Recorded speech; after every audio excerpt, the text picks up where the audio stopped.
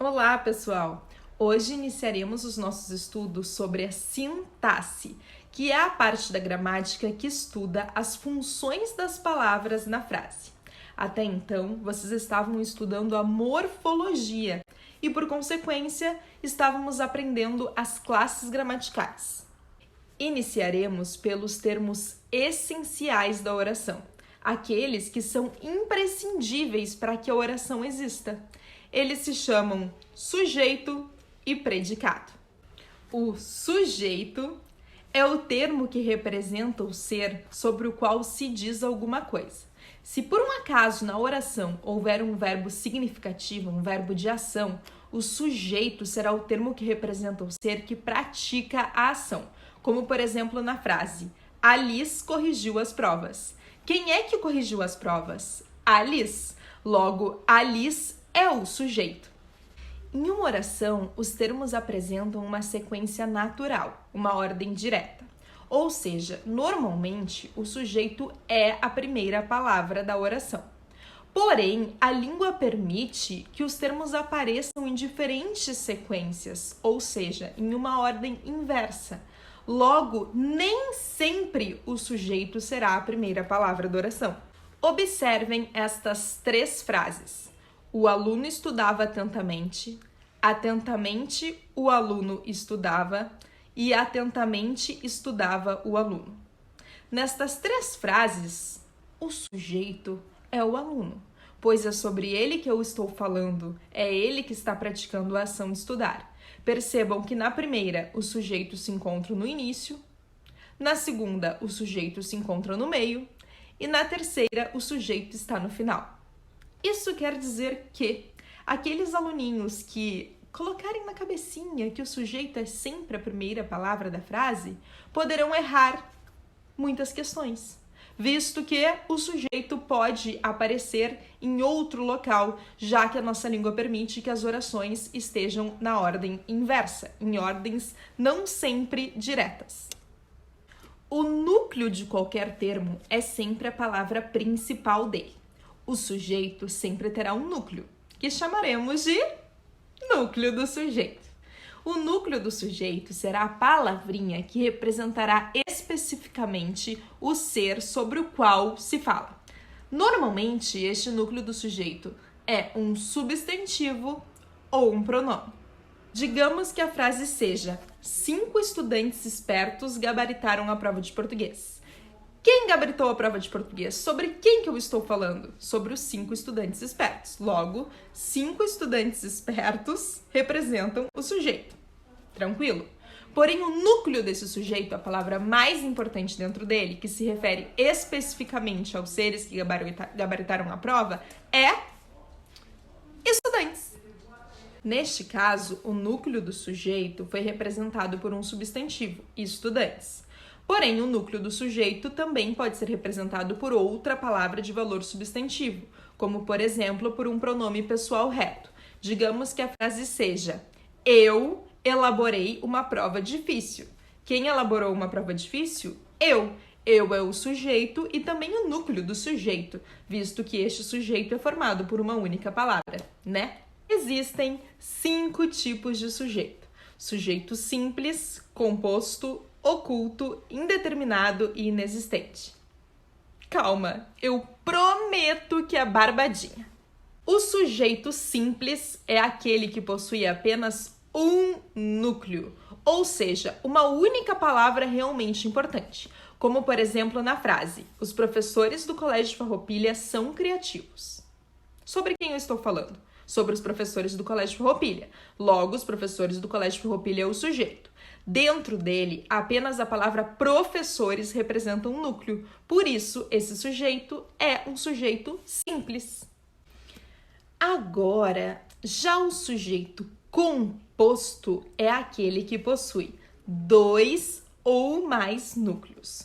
Como, por exemplo, na frase: os estudantes e os professores são criativos. Sobre quem eu estou falando? Sobre os estudantes e os professores. Logo, aqui eu tenho um sujeito que apresenta 2 núcleos, ou seja, 2 palavras importantes. estudantes e professores. É por isso que este sujeito é considerado composto. Que barbada! Ô, Sora, o sujeito composto tem que ter 2 núcleos? Não, ele pode ter 3, ele pode ter 4, ele pode ter 5. Se o sujeito tiver mais de um núcleo, ele não é simples, ele é composto. O terceiro tipo de sujeito é chamado de sujeito oculto ou elíptico. Galerinha, esse sujeito, ele não aparece escrito na oração. Porém, eu sei quem ele é por meio do verbo, ou melhor, por meio da desinência verbal. Por exemplo, assistimos a todas as videoaulas de português. Eu sei quem assistiu, porque este verbo assistimos está conjugado na primeira pessoa do plural, nós. Então eu sei que o sujeito é nós, apesar dele estar oculto, ou seja, escondido. Tá, tudo bem. Esse tipo de sujeito oculto não é tão barbada que nem o simples e o composto. Então eu vou explicar mais uma vez. Digamos que a frase seja: fiz o tema. O sujeito não tá escrito aí, ok? Porém, eu sei quem ele é porque o verbo está conjugado na primeira pessoa do singular. Eu fiz o tema. Por isso, eu é o sujeito. Só que ele não pode ser simples, porque o simples aparece na oração. Este sujeitinho está escondido, ele está oculto. Por isso, o nome deste tipo de sujeito é oculto. Ah, é facinho sim. O próximo tipo de sujeito se chama sujeito indeterminado. O sujeito indeterminado ocorre quando a sua existência é evidente, mas não tem nenhuma palavra que o represente. Nós utilizamos o sujeito indeterminado nas orações quando nós não queremos dizer quem fez a ação, ou talvez nós não saibamos quem fez a ação. Há 2 formas de indeterminar o sujeito. Uma delas é colocando o verbo na terceira pessoa do plural. Por exemplo, ô Sora, pegaram a minha mochila. Ô Sora, jogaram uma bolinha de papel em mim. Ô Sora, riscaram no meu caderno. Eu escuto bastante essas frases, né? E vocês usam este verbo na terceira pessoa do plural porque vocês não querem me contar quem participou da zoeirinha ou porque vocês realmente não sabem. Então, quando o verbo estiver conjugado na terceira pessoa do plural e não tiver uma palavrinha que represente o sujeito da oração é indeterminado. Outro caso de indeterminar o sujeito é colocando o verbo na terceira pessoa do singular mais o se. Este caso eu confesso que não é muito utilizado pelos meus queridos alunos do 7º ano. Porém, é possível ver estas orações em placas na rua. Por exemplo, precisa-se de cozinheiros. Esta frase não está informando quem de fato precisa dos cozinheiros. Então, eu estou indeterminando o sujeito, inserindo este se, que chamaremos de índice de indeterminação do sujeito, ao verbo que está na terceira pessoa do singular. Agora a gente vai fazer uma pausa, porque eu gostaria de acrescentar aqui uma informação extra, tá? E os gramatiqueiros que não me escutem.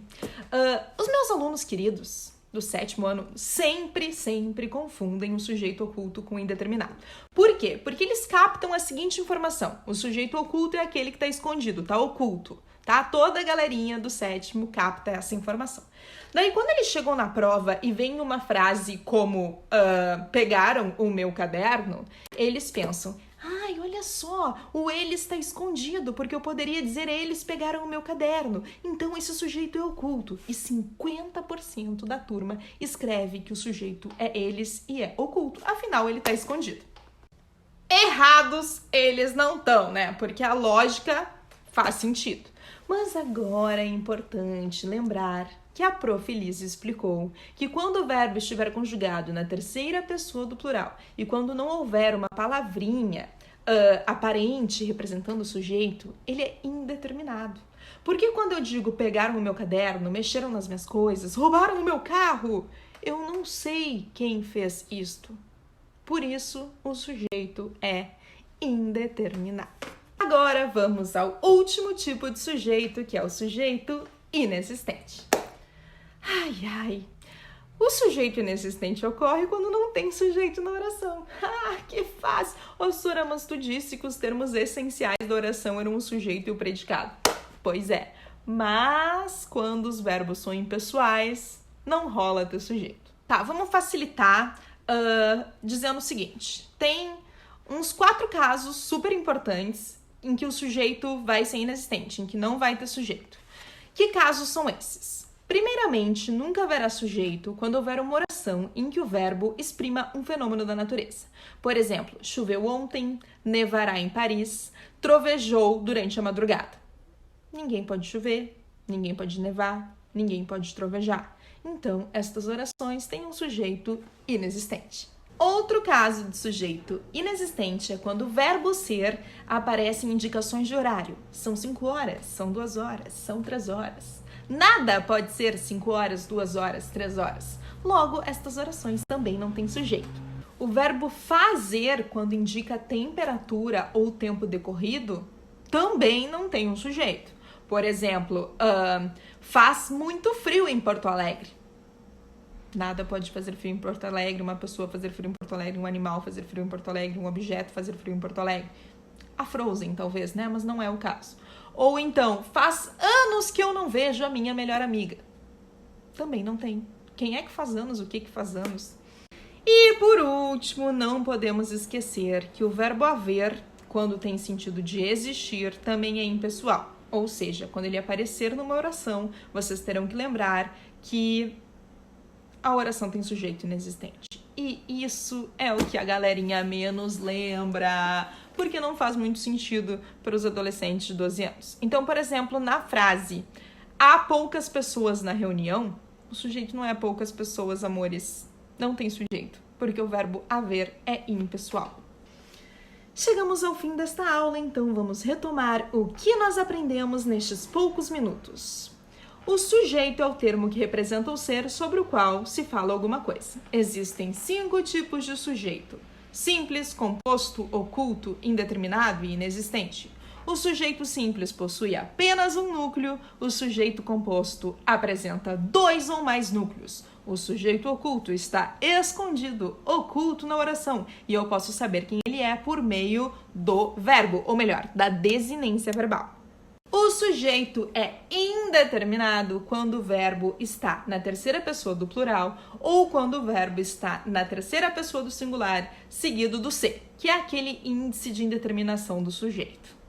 Já o sujeito inexistente ocorre em orações que há verbos impessoais. Lembrem-se dos verbos que exprimem fenômenos da natureza, do verbo ser quando indica horário, do verbo fazer quando indica tempo decorrido ou temperatura e do chatinho do verbo haver. Na próxima aula aprenderemos o predicado. Me aguardem. Beijo e até lá!